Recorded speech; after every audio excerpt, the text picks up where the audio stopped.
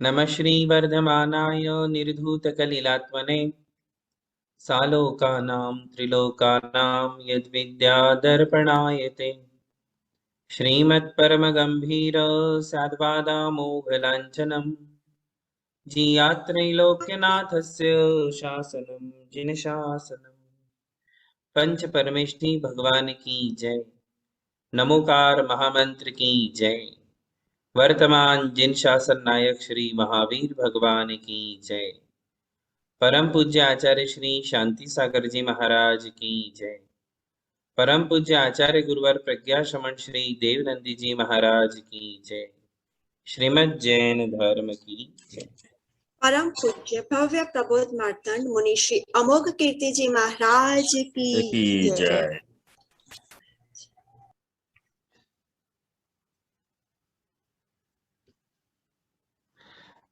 धर्म स्नेही बंधुओं, जैन मुनियों की चर्या का प्रकरण चल रहा है।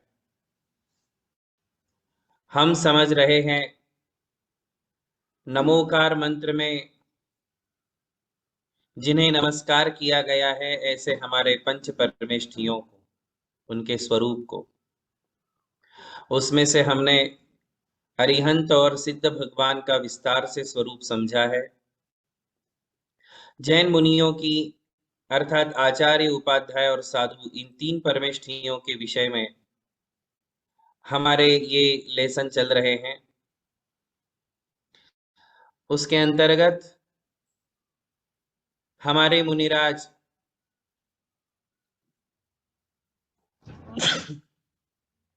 कैसे होते हैं, नग्न क्यों रहते हैं, कैशलोच क्यों करते हैं, एक ही बाहर आहार क्यों लेते हैं, खड़े होकर के ही क्यों लेते हैं, अदंत धावन क्या है, स्नान व्रत क्या है, क्षिति शयन क्या है, इन विषयों पर हमने विगत दिनों में चर्चा की थी।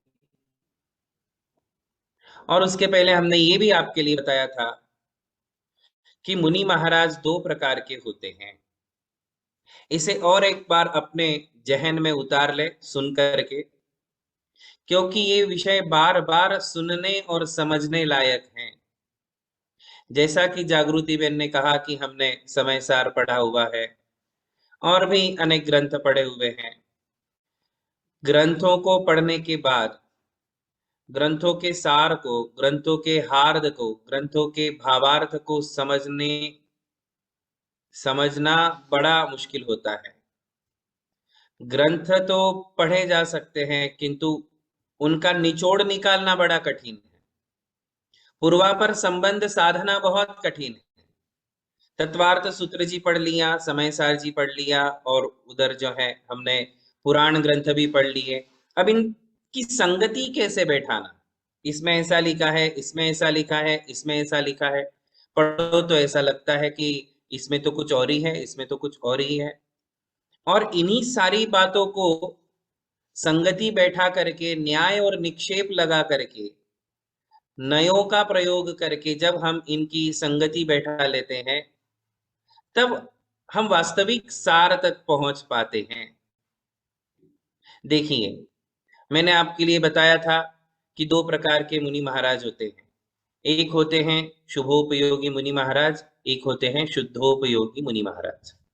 ये शब्द स्वाध्याय करने वालों ने सुने होंगे, नहीं करने वालों ने शायद नहीं सुने होंगे, किंतु फिर भी इसकी सहज और सरल परिभाषा ये है। शुद्धोपयोगी मुनि उन्हें कहते हैं जो मुनि महाराज निराहार रहते हुए, आहार किए बिना ही ध्यान साधना में कई महीने निकाल सकते हैं, कई महीने रह सकते हैं। और इसका बेस्ट एग्जाम्पल भगवान बाहुबली स्वामी थे, जिन्होंने 1 साल तक निराहार रह करके तपस्या की थी, है ना। ऐसे मुनियों का शास्त्रों में जगह जगह पर वर्णन है। जैसे हम आदि पुराण जी, पद्म पुराण जी वगैरह पढ़ते हैं, तो उसमें ऐसे मुनियों का बार बार वर्णन सुनने को मिलता है, पढ़ने को मिलता है। इसलिए लोगों के दिलो दिमाग में, स्वाध्याय करने वालों के दिमाग में मुनियों की एक ही छवि बन जाती है, जो ध्यानस्थ रहते हैं, जो जंगलों में रहते हैं, जो गिरी गुफाओं में रहते हैं, जो नदी के किनारे पर्वत की चोटी पर तपस्या और ध्यान करते हैं, वो मुनि हैं, इस प्रकार एक धारणा बन जाती है। और फिर हम जब वर्तमान के मुनियों को देखते हैं तो उन्हें देखकर हमें ऐसा अनुभव नहीं हो पाता है कि भाई ये मुनि महाराज तो समाज में हैं, ये ना जंगलों में रहते हैं, ना पर्वत की चोटियों पे रहते हैं, ना नदी के किनारे रहते हैं, ना ये ध्यानस्थ रहते हैं। फिर आज के मुनियों को जब हम देखते हैं तो हमें लगता है कि ये क्या रूप है, ऐसा तो मैंने पढ़ा ही नहीं, शास्त्रों में तो ऐसा लिखा ही नहीं। अब इसका अर्थ ये निकलता है कि हमने शास्त्रों को सही सही नहीं पढ़ा है। पढ़ा तो है किंतु सही सही नहीं पढ़ा है। यदि आपने अच्छे से शास्त्रों का वाचन किया होता, तत्वार्थ सूत्र जी के 9वें अध्याय पर यदि आपने अच्छा गहन चिंतन मनन किया होता, किसी अच्छे विद्वान या गुरु से आपने ये तत्वार्थ सूत्र जी पढ़ा होता, तो आपको ये बात समझ में आ जाती कि तत्वार्थ सूत्र जी के 9वें अध्याय को पढ़ने पर मुनियों के दो स्वरूप बिल्कुल आराम से समझ में आ जाते हैं। मुनियों के दो भेद अच्छे से समझ में आ जाते हैं। इसे शास्त्रों में शुद्धोपयोगी मुनि और शुभोपयोगी मुनि ऐसा कहा है। ये अध्यात्म शास्त्र में आने वाले नाम हैं। और आगम शास्त्रों में, सिद्धांत शास्त्रों में इन्हें उपेक्षा संयमी मुनि और अपहृत संयमी मुनि कहते हैं। देखो कई लोग नए नए हैं तो मैं थोड़ा सा डर डर के ही बोलता हूँ। डर डर के मतलब ये कि जो हमारे नए नए लोग क्लास में ज्वाइन हुए रहते हैं उन्हें कोई विषय भारी नहीं पढ़ना चाहिए। तो हमारे सामने अच्छे अच्छे स्वाध्याय प्रेमी भी बैठे हुए हैं और बिल्कुल नए जो ज्वाइन हुए हैं ऐसे प्राथमिक शिक्षा प्राप्त करने वाले भी बैठे हुए हैं, एबीसीडी वाले जिनको हम कहेंगे, इसलिए हम नाम ही एबीसीडी देते हैं कि एक्स वाई जेड वाले भी बैठे और एबीसीडी वाले भी बैठे, तो सभी लोग समझ सके। ऐसी ही भाषा का प्रयोग वक्ता को करना चाहिए जो सबके पल्ले पड़े, सभी लोग जिसका लाभ ले सके, ऐसा बोले तो ही फिर उस क्लास का, उस प्रवचन का फायदा है कि जिसे सब लोग समझ सके। तो मैं आपके लिए बड़ी सरल भाषा में समझा रहा हूं कि ऐसे मुनि होते हैं जो बिना आहार किए ध्यान करते हैं और मोक्ष प्राप्त करते हैं। ऐसे कठोर चर्या करने वाले मुनि महाराज दुखमा सुखमा काल में होते हैं, चौथे काल में होते हैं, और ये पांचवा काल है। ये काल कौन सा है? पांचवा काल है। पांचवें काल में ऐसे मुनि महाराज नहीं मिलेंगे। पांचवें काल में जो भी मुनि महाराज मिलेंगे वो शुभोपयोगी मुनि महाराज होंगे, समाज में रहने वाले मुनि महाराज होंगे, सबके साथ बात करने वाले, धर्म चर्चा करने वाले, धर्मोपदेश देने वाले मुनि महाराज होंगे।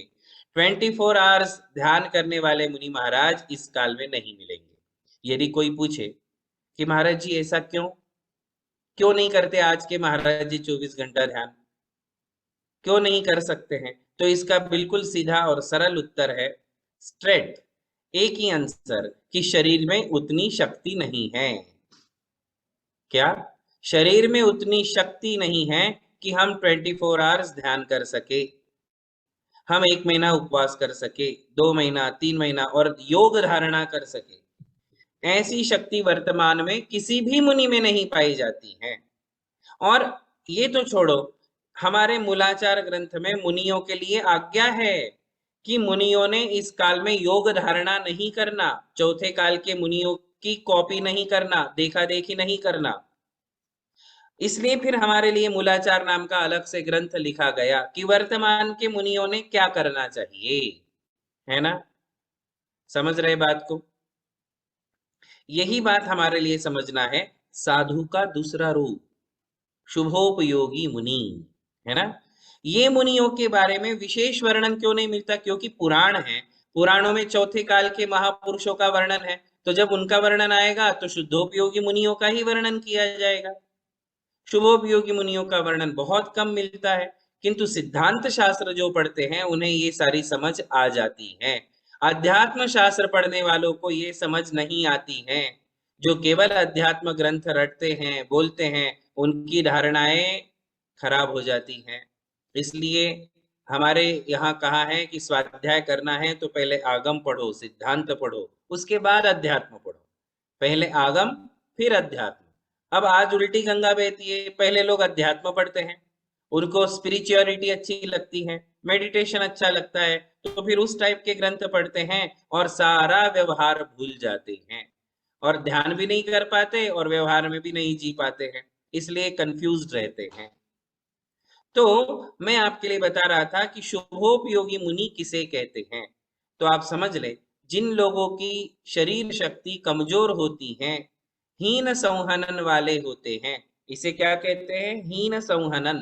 हीन संहनन यानी जिनके शरीर में इतनी ताकत नहीं है कि जंगल में रह सके, ओपन प्लेस में रह सके, ऐसे मुनियों को शुभोपयोगी मुनि कहते हैं। उनके लिए क्या आज्ञा है जिनेंद्र भगवान की?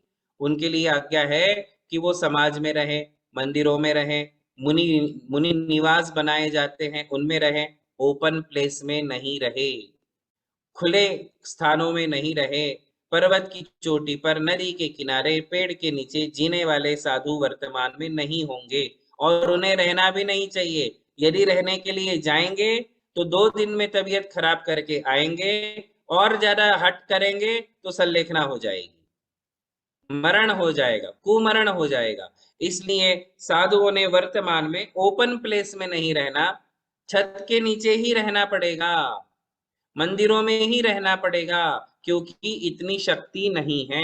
6 प्रकार की शरीर शक्ति होती है, जिसे जिसे संहनन कहते हैं। आप इतना ही शब्द समझ लो, संहनन। सहन करने की शक्ति को संहनन कहते हैं। संहनन यानी सहन करने की शक्ति।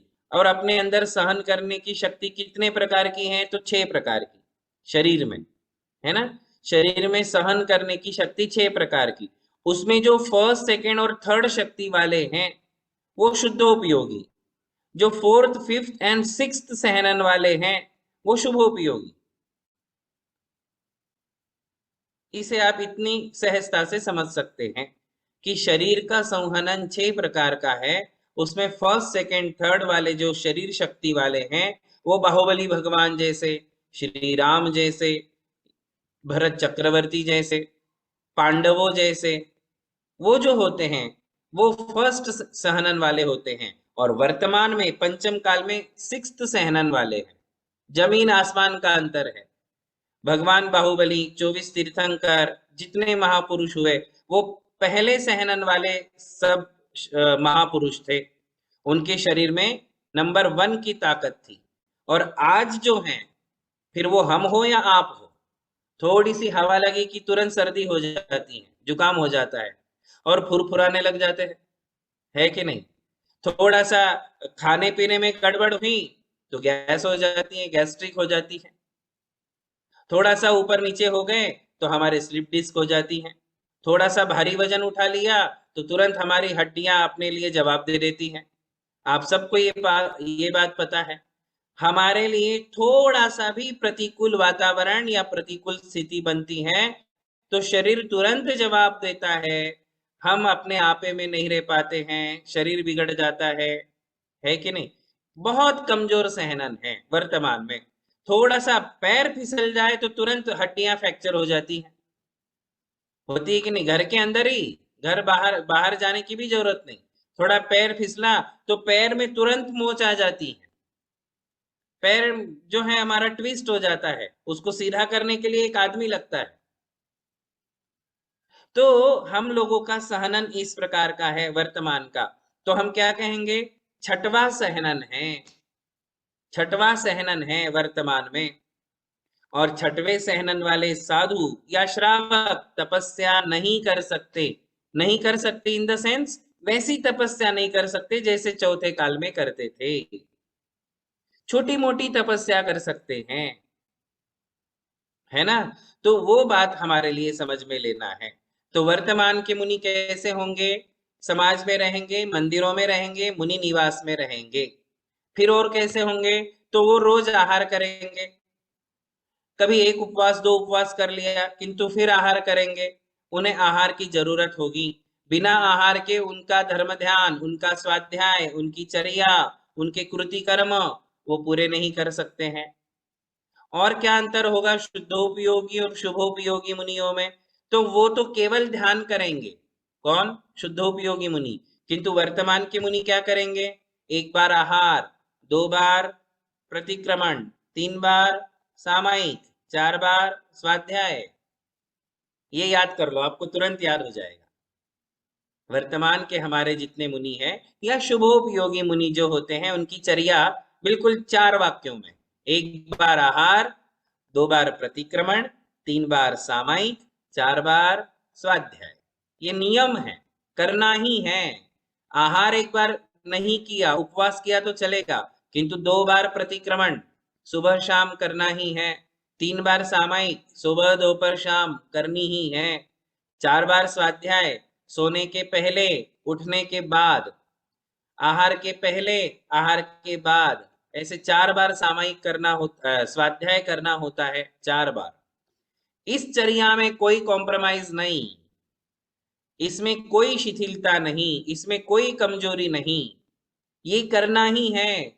2 टाइम प्रतिक्रमण, क्योंकि प्रतिक्रमण करने के लिए, सामायिक करने के लिए, स्वाध्याय करने के लिए कोई विशेष संहनन की आवश्यकता नहीं है, ये हीन संहनन में भी संभव है, करना ही है। जैसे आप लोगों का अपना रूटीन है, आपकी अपनी दिनचर्या है, तो आपका जो आपको करना है वो आप करते ही हो सुबह से लेकर रात तक। वैसे मुनियों की दिनचर्या है, उनको जो कहा है वो करना ही है। तो क्या क्या करना है? 1 बार आहार करना है, 2 बार प्रतिक्रमण करना है। प्रतिक्रमण कब करते हैं? एक तो सोकर उठने के बाद पहले स्वाध्याय, उसके बाद प्रतिक्रमण, तो वो प्रतिक्रमण कहलाता है रात्रिक प्रतिक्रमण। और 1 बार शाम को करना होता है, उसे कहते हैं दैवसिक प्रतिक्रमण। 2 प्रतिक्रमण करते हैं। प्रतिक्रमण शब्द का अर्थ है कि अपने व्रतों में यदि कोई अपराध हो गया, दोष लग गया, अतिचार लग गया, तो उसकी शुद्धि करना, इसे कहते हैं प्रतिक्रमण। तो हमारे मुनि जो है एवरी डे 2 बार प्रतिक्रमण करते हैं, है ना। प्रतिक्रमण में तत्समिच्छामि दुक्कडम, तत्समिच्छामि दुक्कडम, तत्समिच्छामि दुक्कडम आप साल में 1 बार बोलते हो, और हम एक दिन में 2 बार बोलते हैं। और आप साल भर में 1 बार बोलते हो, और हम एक दिन में 2 बार बोलते हैं, है ना। क्या बोलते? क्या बोलते? तत्समिच्छामि दुक्कडम। आपको तो यही नहीं पता कि शब्द क्या है, और सब लोग बोलते मिच्छामि दुक्कडम। मिच्छामि बोलते कि नहीं, बताओ सनत भाई? मिच्छामि बोलते ना आप, मिच्छामि दुक्कडम शब्द ही गलत है। आपने जो बोला वो वर्डिंग से, व्याकरण से गलत है। शब्द है मिच्छा में, मिच्छा अलग है, में अलग है, और दुक्कडम अलग है। क्या है बोलो? मिच्छा में दुक्कडम, ऐसे 3 शब्द अलग अलग है, तो सबने बिगाड़ दिए और मिच्छामी दुक्कडम बोलते हैं, मिच्छामी दुक्कडम मिच्छामी दुक्कडम ऐसा बोलते हैं, जबकि वो शब्द ही नहीं, वो शब्द गलत है। अब दूसरी बात, मिच्छामी दुक्कडम का अर्थ क्या है? ये प्रतिक्रमण में बोले जाने वाले शब्द हैं। उसका अर्थ क्या है? दुक्कडम, दुक्कडम का मतलब होता है दुष्कृत। दुक्कडम ये प्राकृत है, उसका संस्कृत वर्जन है दुष्कृत।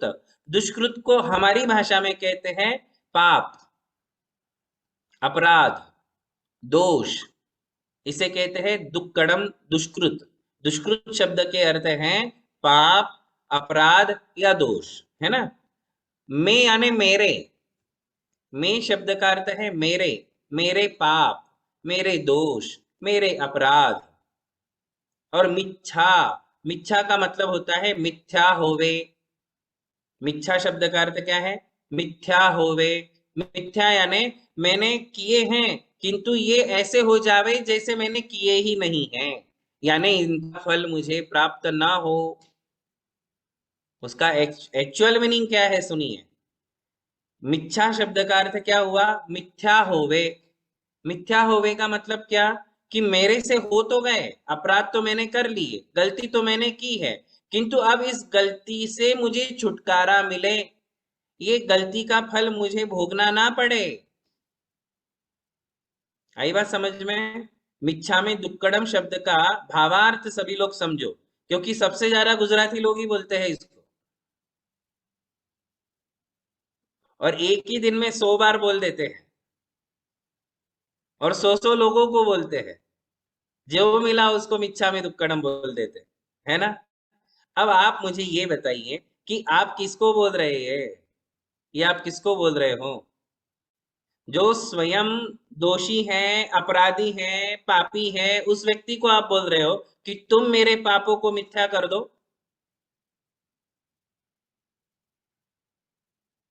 समझ रहे? मिच्छा में दुक्कड़म किसको बोला जाता है पता है? गुरु के सामने बैठकर, भगवान के सामने बैठ करके ये शब्द बोले जाते हैं। भगवान को कहा जाता है, भगवान मिथ्या में दुष्कृतम भवतु, हे भगवान मेरे पाप मिथ्या कर दो, मेरे अपराध मिथ्या होवे, मेरे पाप मिथ्या होवे, आपकी कृपा से, आपके प्रसाद से मेरे पाप मिथ्या होवे। किसको कहा जाएगा? जो स्वयं पापों से मुक्त है। हमारे भगवान 18 दोषों से मुक्त हैं, सभी पापों से मुक्त हैं, सभी विकारों से मुक्त हैं। हमारे भगवान शुद्ध है, इसलिए हम भगवान के सामने कहते कि भगवान मेरे पाप मिथ्या कर दो, मेरे सारे अपराध माफ कर दो। कौन माफ करेगा? आपकी भाषा में मेरे सारे पाप माफ कर दो, अपराध माफ कर दो, कौन करेगा? हमारे अपराधों को मिथ्या कौन करेगा? भगवान करेंगे। या हम गुरु से कहेंगे कि हे गुरुवर मिच्छामि दुक्कडम। और आप किसको बोल रहे हो? जो पापों से लदालद भरा हुआ है, जो स्वयं अपराधी है, जो स्वयं दोषी है। और चोर चोर मोसरे भाई एक दूसरे को ही बोल रहे, तू मेरे पाप धो दे, मैं तेरे पाप धो देता हूं, है ना? ऐसे ही हो रहा है कि नहीं? मैं तेरे पाप धो देता हूं, तू मेरे पाप धो दे, ऐसा हो रहा है। तो ये मिच्छा में दुक्कड़म किसी श्रावक ने श्रावक से बोलने का शब्द नहीं है, ये प्रतिक्रमण के शब्द है। हाँ, तो प्रतिक्रमण जो है देव शास्त्र गुरु की साक्षी से होता है, न कि श्रावक श्रावक की साक्षी से होगा। तो फिर श्रावक श्रावक से क्या कहे? हम क्या कह सकते हैं? तो आप कहेंगे उत्तम क्षमा। क्या शब्द बोलो? उत्तम क्षमा। ये बोलो कि भाई तुम भी क्षमा धारण करो, मैं भी क्षमा धारण करता हूँ। खम्मामि सर्व जीवाणाम सर्वे जीवा खमंतु में। मैं आपके लिए क्षमा भाव धारण करता हूँ, आप मेरे लिए क्षमा भाव धारण करें। क्षमापना के दिन उत्तम क्षमा बोलो, मिच्छामि दुक्कडम नहीं। मिच्छामि दुक्कडम किसको बोलो? भगवान को। भगवान के सामने जाकर बोलो। और एक साल में एक बार नहीं, रोज बोलो एक बार। रोज एक बार बोलो भगवान को, भगवान मिच्छामि दुक्कडम। यदि मेरे से कोई पाप हो रहे हैं, मैं गलत जा रहा हूं, यदि मेरी कोई गलती हो रही है तो मुझे क्षमा करे, ऐसे भगवान को बोलो, है ना? है ना गलती? देखो, ये सीखेंगे समझेंगे तो पता चलेगा, नहीं तो कहाँ से पता चलेगा? वही गलती फिर हम दोहराते हैं और हमारी गलतियां फिर अगली जनरेशन में जाती हैं। हमारे पूर्वजों से हमको मिली, हमसे फिर हमारी अगली जनरेशन को जाएंगी, और मिच्छामि दुक्कडम चलता रहेगा। और शब्द को भी सुधार लो, मिच्छा में दुक्कडम। क्या बोलेंगे? अलग अलग करना, मिच्छा में दुक्कडम, ऐसा अलग अलग कर दो। और ये सिर्फ देव शास्त्र गुरु के सामने बोलो, और बाकी सब एक दूसरे के लिए क्षमा भाव, उत्तम क्षमा, ऐसे शब्द बोलो, उत्तम क्षमा, जय जिनेन्द्र, उत्तम क्षमा, ऐसा बोला जाता है एक दूसरे के लिए। तो मैं कह रहा था कि हमारे मुनि महाराज एवरी डे 2 बार प्रतिक्रमण करते हैं, और 2 बार वो भगवान के सामने, गुरु के सामने बैठ करके सारी आलोचना पाठ पढ़ते हैं, सारे प्रतिक्रमण के दंडक पढ़ते हैं, और लास्ट में कहते हैं मिच्छा में दुक्कडम, मिच्छा में दुक्कडम। इसे कहते हैं प्रतिक्रमण। क्यों करते हैं? कि रात में यदि मेरे से कोई अपराध जाने अनजाने में हुए हैं तो मिच्छा में दुक्कडम, पूरे दिन में यदि मेरे से कोई अपराध जाने अनजाने में हुए हैं तो मिच्छा में दुक्कडम। इसलिए वो प्रतिक्रमण करते, जाने अनजाने में कोई अपराध हुए हैं तो उसको साफ करने के लिए, उसकी शुद्धिकरण कितनी बार करते मुनि महाराज? एवरीडे 2 बार। यदि रात में कुछ हो गया हो, दिन में कुछ हो गया हो, तो तुरंत अपनी आत्मा को धो देते हैं प्रतिक्रमण के द्वारा। इतने तो हमारे मुनि महाराज का जो है ध्यान अपनी आत्मा पर है कि कहीं कोई दाग नहीं लग जावे, इसलिए 2 बार प्रतिक्रमण करते। तो एक बार आहार हो गया, 2 बार प्रतिक्रमण हो गया। प्रतिक्रमण कौन कौन से? रात्रिक प्रतिक्रमण, दैवसिक प्रतिक्रमण। रात्रिक यानी रात में जो अपराध हुए हैं, दैवसिक यानी दिवस में जो अपराध हुए हैं। दैवसिक प्रतिक्रमण शाम को करते हैं और रात्रिक प्रतिक्रमण सुबह करते हैं। ठीक है, ये दो प्रतिक्रमण 3 बार करते हैं सामायिक। आज मैं आपके लिए बता रहा हूं दिनचर्या, जैसे एक एक टॉपिक ले रहे हैं ना अपन, तो ऐसे एक एक टॉपिक में अब ये एक टॉपिक है कि जैन मुनियों की दिनचर्या। तो पूरी दिनचर्या सुनाऊंगा मैं, किंतु अभी ये मेन मेन बातें बता रहा हूं। 3 बार सामायिक। सामायिक में क्या करते हैं, तो सामायिक में उनको चैत्य वंदना, चैत्य भक्ति, पंच गुरु भक्ति यानी पंच परमेष्ठियों की भक्ति करनी होती है। 2 भक्ति कंपलसरी, चैत्य भक्ति और पंच गुरु भक्ति। चैत्य का मतलब होता है तीनों लोक में जितने कृत्रिम अकृत्रिम जिनालय हैं, जिन मंदिर हैं, जिन मूर्तियां हैं, प्रतिमा हैं, उन सब की वंदना करते हैं। और 5 परमेष्ठियों की भक्ति करते हैं। किसमें, सामायिक में। कितनी बार करते सामायिक, 3 बार।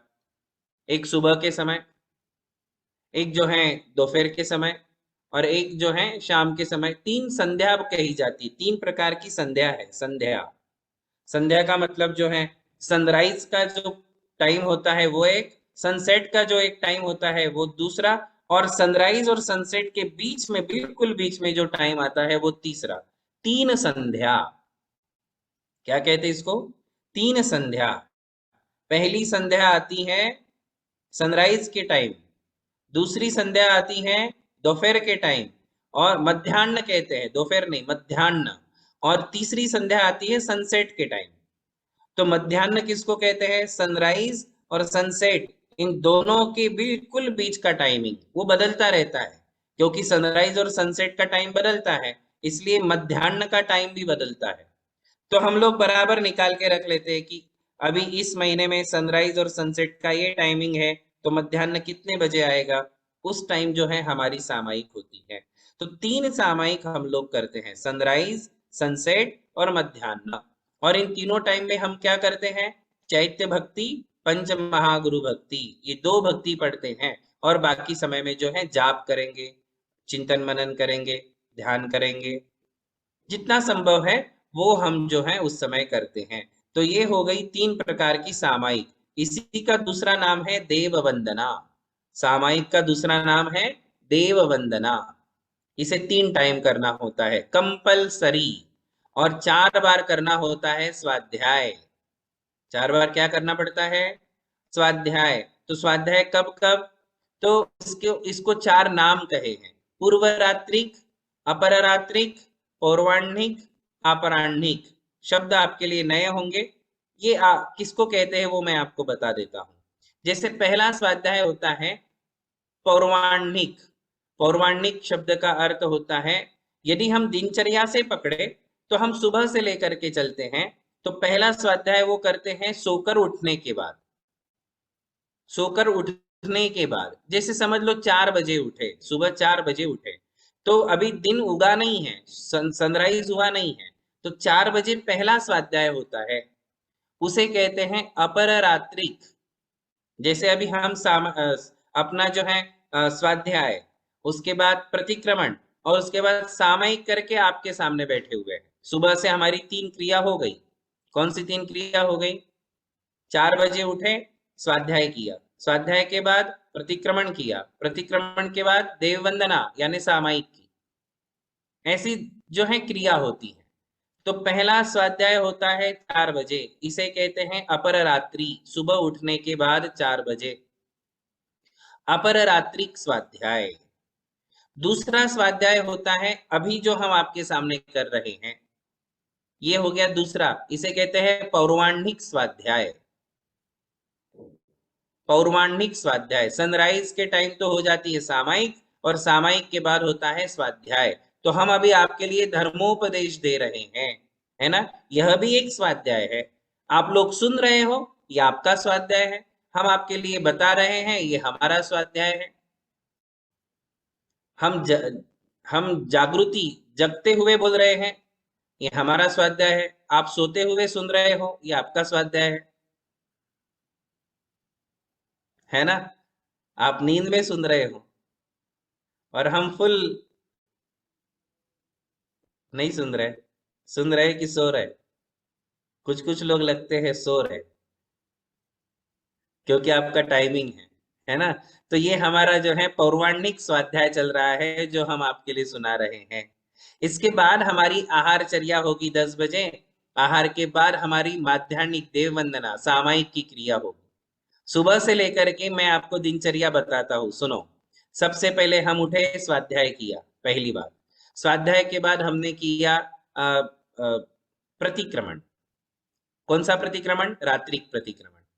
फिर प्रतिक्रमण के बाद हमने की सामायिक, ये तीसरी क्रिया हो गई। सामायिक क्रिया के बाद होती है पुनः हमारा जो है जैसे शरीर शुद्धि वगैरह के लिए जाना होता है, शौच क्रिया होती है, उसके बाद फिर स्वाध्याय चालू। इसे कहते हैं पौराणिक स्वाध्याय। स्वाध्याय चलता है 2-3 घंटे। उसके बाद फिर आहारचर्या। आहारचर्या होने के बाद जो है पुनः सामायिक माध्याह्निक देववंदना। वो जो सामायिक की हमने वो थी पौराणिक देववंदना, अभी जो होगी दोपहर की सामायिक, मध्याह्न की सामायिक, ये है माध्याह्निक देववंदना। ये होने के बाद फिर से स्वाध्याय शुरू। स्वाध्याय चलेगा 4 बजे तक, 4:30 बजे तक दोपहर में। और वो स्वाध्याय होने के बाद फिर दैवसिक प्रतिक्रमण। अभी ये दोपहर में जो स्वाध्याय हुआ इसे कहते हैं अपराह्निक स्वाध्याय। आपको कितना याद रहेगा पता नहीं, किंतु सुन लो, है ना?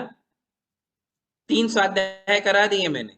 4 बजे उठे रात में, अपर रात्रिक स्वाध्याय। फिर अभी जो हम आपके लिए स्वाध्याय करा रहे हैं, आहार के पहले तक स्वाध्याय चलेगा, ये है पौराणिक स्वाध्याय। फिर दोपहर में आहार और सामायिक होने के बाद जो स्वाध्याय किया वो अपराह्निक स्वाध्याय। ये 3 हुआ। और फिर हमने किया प्रतिक्रमण। प्रतिक्रमण दैवसिक प्रतिक्रमण जो 2 बार होता है। उसके बाद फिर शाम की सामायिक, तीसरी सामायिक, तीसरी देव वंदना। और वो होने के बाद फिर रात्रि में स्वाध्याय, सोने के पहले तक स्वाध्याय, उसे कहते हैं पूर्व रात्रिक स्वाध्याय। तो टोटल हो गए 4 स्वाध्याय, 3 सामायिक, 2 प्रतिक्रमण। ये तो બધું મહારાજનું કામ છે, એ તો सब महाराज का काम है। તો આપણે શું કરવું છે? અહીંથી એકવાનો, અહીંથી કાઢી નાખવાનો। ये तो सब महाराज जी का काम है, उनकी दिनचर्या है। तो वही याद रखेंगे, आप क्यों याद रखोगे? हमारी दिनचर्या आप क्यों याद रखोगे? किंतु जैन मुनियों की चर्या ऐसी होती है, ये एक सामान्य जानकारी आपके लिए बता रहा हूं, है ना? तो स्वाध्याय से दिन की शुरुआत, मतलब रात्रि में उठे और स्वाध्याय, और सोते भी हैं तो स्वाध्याय के साथ। मतलब हमारा साधु ज्ञान पिपासु ज्ञानाराधक साधु है, ज्ञानाराधना करने वाला साधु है। 4-4 बार स्वाध्याय और एवरी डे करते हैं, तभी तो आपके सामने इतना आधा घंटा 1 घंटा फ्लुएंट बोल पाते हैं। नहीं तो बोल पाएंगे क्या? बताओ। आपके सामने यदि हम बोलते हैं, एवरी डे बोलते हैं, सुबह दोपहर शाम बोलते हैं, तो ये स्वाध्याय का परिणाम है। किसका परिणाम है? स्वाध्याय। स्वाध्याय करने वाला साधु ही सदी हुई भाषा में, सरल भाषा में आपको शास्त्रों का सार सुना सकता है। इसलिए पढ़ना ज्यादा है, बोलना कम है। 4 बार हम सामायिक स्वाध्याय करते हैं और 2 बार ही प्रवचन देते हैं। तो चिंतन मनन पठन लेखन ये दिन भर चलता है, दिन रात चलता है। इसलिए हमारे साधु ज्ञानवान होते हैं और मोक्ष मार्ग में अपने आप को स्थिर रखते हैं। ज्ञान से 2 फायदे हैं। हम समाज को एक सही दिशा दे सकते हैं। स्वाध्याय करने से, ज्ञान से हम समाज को एक सही दिशा दे सकते हैं, और अपने मन को, स्वयं हम अपने मन को स्थिर रख सकते हैं। ज्ञान है तो स्थिरता है, ज्ञान नहीं तो स्थिरता नहीं, फिर चंचलता होती है। जिनके पास ज्ञान कम होता है वो चंचल होते हैं। जो ज्ञानी होते हैं वो गंभीर होते हैं, स्थिर रहते हैं अपने आप में। तो इस प्रकार जो है ये जैन मुनियों की एक दिनचर्या हुई। बात समझ में आ गई सबको? तो आज के लेसन में हमने जैन मुनियों की दिनचर्या सुनी, और इसको बिल्कुल संक्षिप्त में आपको याद करना है। पूरी दिनचर्या याद नहीं रहेगी, तो क्या याद रखना है? 1 बार आहार, 2 बार मान मत हिलाओ, आंसर दो, 2 बार प्रतिक्रमण, 3 बार सामायिक 4 बार स्वाध्याय। बस ये याद रख लो, इतना सा याद रख लो। 1 बार आहार, 2 बार प्रतिक्रमण, 3 बार सामायिक, 4 बार स्वाध्याय। ये हुई मुनियों की दिनचर्या। इस प्रकार ये शुभोपयोगी मुनियों की दिनचर्या है। अगले लेसन में हम सुनेंगे शुभोपयोगी मुनियों के उपकरण, इनके साथ क्या क्या रहता है, वो अपने साथ क्या क्या रखते हैं, वो चीज हम आपके लिए अगले लेसन में बताएंगे। बोलिए महावीर भगवान की जय। परम पूज्य धर्म दिवाकर मुनि श्री अमोघ कीर्ति जी महाराज एवं मुनि श्री अमर कीर्ति जी महाराज की जय। जय। नमोस्तु महर्षि, नमोस्तु महर्षि। हाँ, सभी को आपने तो आशीर्वाद। आज आपकी पूरी दिनचर्या आपकी तो बताई, साथ में हमारे सारे मुनिराज जो कि अभी शुभोपयोगी मुनिराज है उनकी भी चर्या हमें समझा दी। 1 बार आहार, 2 बार प्रतिक्रमण, 3 बार सामायिक और 4 बार स्वाध्याय के माध्यम से। नमस्ते। खूब आशीर्वाद। नमोस्तु नमोस्तु नमोस्तु महाराज से।